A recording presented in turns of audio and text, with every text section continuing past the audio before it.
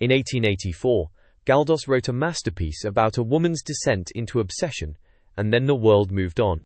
Ladebringas vanished beneath the weight of his greater works, a jewel hidden in plain sight. But this forgotten novel contains something darker than scandal, a dissection of desire itself. Welcome to Haberdash Books. Subscribe for new forgotten classics every week. Find the full audiobook, our Patreon, and our full catalogue at haberdashbooks.com. Links are in the description below. Benito Pérez Galdós was the greatest Spanish novelist since Cervantes, and yet most of his work has been erased from English consciousness. Born in the Canary Islands in 1843, he moved to Madrid as a young man and became the Republic's most prolific chronicler of Spanish life. His massive cycle, the Episodios Nacionales, rewrote Spain's history through fiction, while his psychological novels rivaled Balzac and Dickens in scope and acuity. But Galdós wrote too much, too fast, too honestly. He exposed bourgeois hypocrisy, class anxiety, and the venality of Spanish society with surgical precision. While some major works like Fortunata y Jacinta found international audiences, hundreds of his novels remained untranslated, abandoned in Spanish libraries, forgotten in the shadow of his own prolific output. Ladebringas, published in 1884, is a masterwork of psychological naturalism. It begins as comedy, a study of a meticulous civil servant and his wife's hunger for social climbing, but transforms into something far darker. Through Galdós's ironic lens, we watch a marriage corrode under the weight of appearances, ambition, and desire. The famous hair memorial at the novel's center becomes a symbol of everything repressed and grotesque beneath Madrid's gilded surface. Yet, despite its brilliance, Ladebringas faded. Overshadowed by Galdós's own monumental reputation, never adequately translated until now, it became a specialist secret. Even Spanish literature scholars overlook it. Galdós died in 1920, celebrated but already beginning to disappear. By the 21st century, this masterpiece existed only for the devoted few who read Spanish or stumbled into dusty library stacks. It is time to resurrect it. A note from the translator. My first encounter with Benito Pérez Galdós was a serendipitous one. I was browsing a dusty second-hand bookshop in Seville, drawn by the beautiful leather bindings of some old Spanish volumes. One in particular, with a faded gold title, caught my eye. It was Fortunata y Jacinta *, and though I struggled through the dense 19th century prose, I was utterly captivated by the vibrant tapestry of Madrid life Galdós wove. From that moment, I was hooked.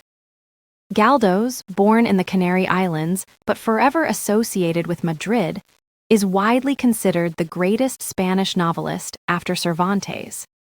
A keen observer of society, politics, and the human heart, he captured the spirit of his age with a sprawling realism that rivaled his European contemporaries like Balzac and Dickens.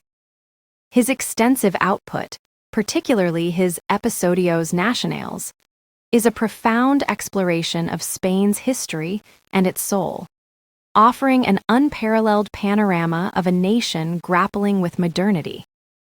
While some of Galdós's major works are readily available in English, many of his lesser-known gems remain regrettably untranslated or out of print.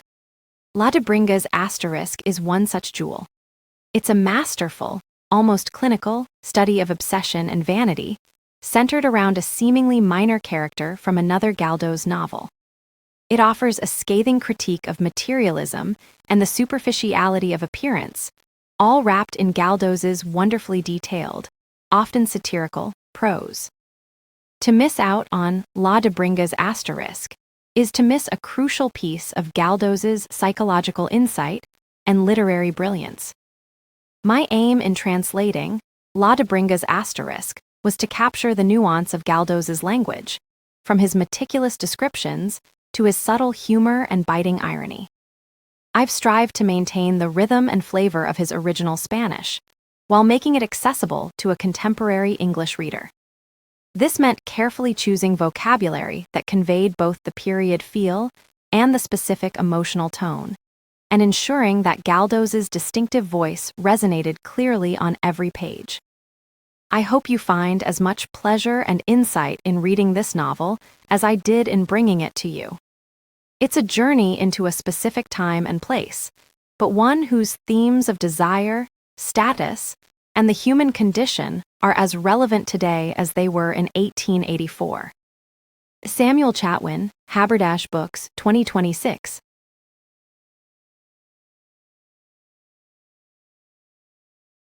I Bringas by Benito Pérez Galdós. Roman 3 Bringas, I Bringas, Benito Pérez Galdós, shellac, 2.5 reals. At most I will spend 5 reals. Some florist's pincers, as the ones I have are a bit thick, 3 reals. A very clean glass, 1.5 reals. 4 dozen very tiny pistols, unless I can make them from hair, which I must try, 2.5. Total, 15 reals. Then comes the most expensive part, which is the convex glass and the frame, but I plan to use the one from my cousin Josepha's embroidered dog, giving it a coat of gold dust.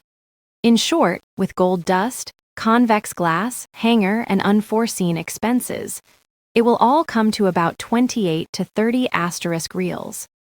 The next day, which was Sunday, he set to work. Disliking all the drawings of funereal monuments he had in his collection, he resolved to make one. But as he wasn't feeling particularly inventive, he composed, with parts taken from different works, the well-structured whole that I described earlier. The willow came from the tomb of Napoleon on St. Helena *. The pouting angel had come from the tumulus placed in El Escorial for the funerals of one of Fernando VII's wives. And the distant view was taken from a small engraving in some Lamartinesque referring to Alphonse de Lamartine, a French poet often associated with melancholic and romantic themes, tome that was pure syrup. Finally, Bringas gathered the flowers in the garden of an illustrated book on the language of flowers, which came from Doña Candida's library. This preliminary drawing work occupied the artist for about half a week, and he was so satisfied with it that he had to grant himself, in the silence of false modesty, ardent congratulations. "It's all so appropriate," said Pipon with intelligent enthusiasm, "that it seems as if one can see the still water and the moonbeams making light tickles on it." Bringas glued his drawing onto a board and placed the glass on top, adapting and fixing it in such a way that it could not move. Having done this, the rest was pure work of skill, patience, and meticulousness. It consisted of expressing with hairs glued to the upper surface of the glass all the lines of the drawing beneath it, a truly thorny task, due to the difficulty of handling something as subtle and slippery as human hair. For the large lines, it was not so bad, but when it was necessary to represent shadows by means of more or less fine hatching, the artist used series of hairs cut to the necessary size, which he carefully glued with hot shellac to imitate the hatching of an engraver's burin on a steel plate or boxwood. For very fine tones, Bringas had refined and subtilized his art to the microscopic. He was an innovator. No hair artist, ****, had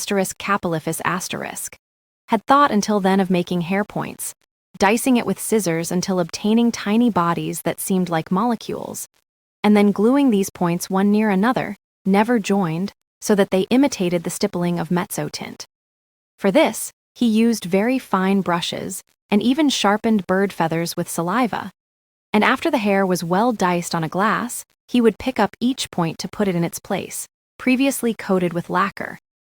The combination of tones increased the intricate meticulousness of this work.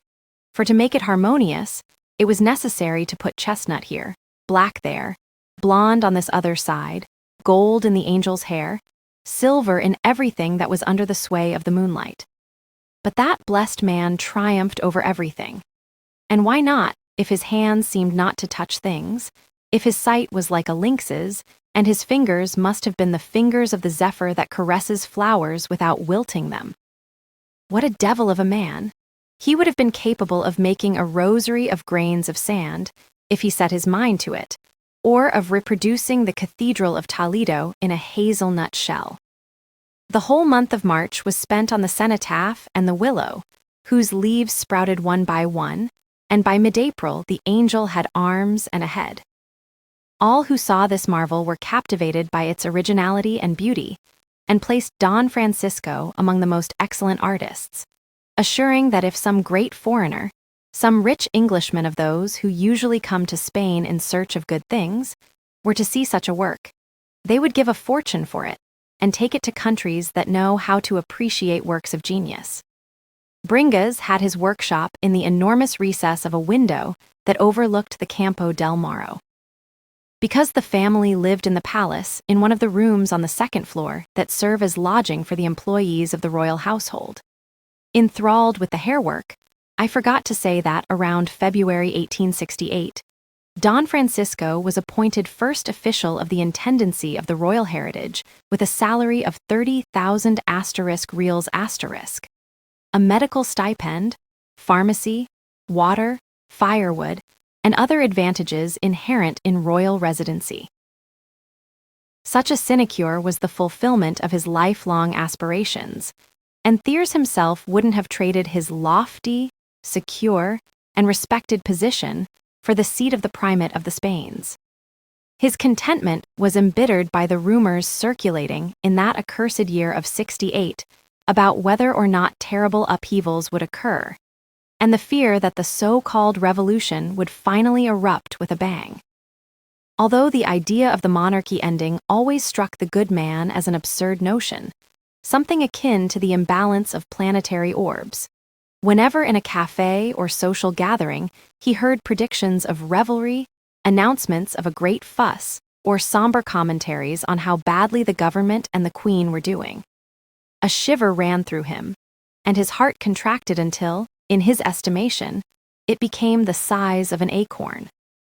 Don Francisco had to climb 124 steps up the ladies' staircase to get from the courtyard to the second floor of the palace, a floor which, along with the third, constitutes a veritable city, built upon the splendid roofs of the royal residence. This city, where aristocracy, middle class, and common folk peacefully intermingle, is a true republic that the monarchs have adopted as their crown, and within its immense circuit, it holds diverse examples of all kinds of people. The first time Don Manuel Pez and I went to visit Bringas in his new home, we got lost in that labyrinth, which neither he nor I had ever entered before.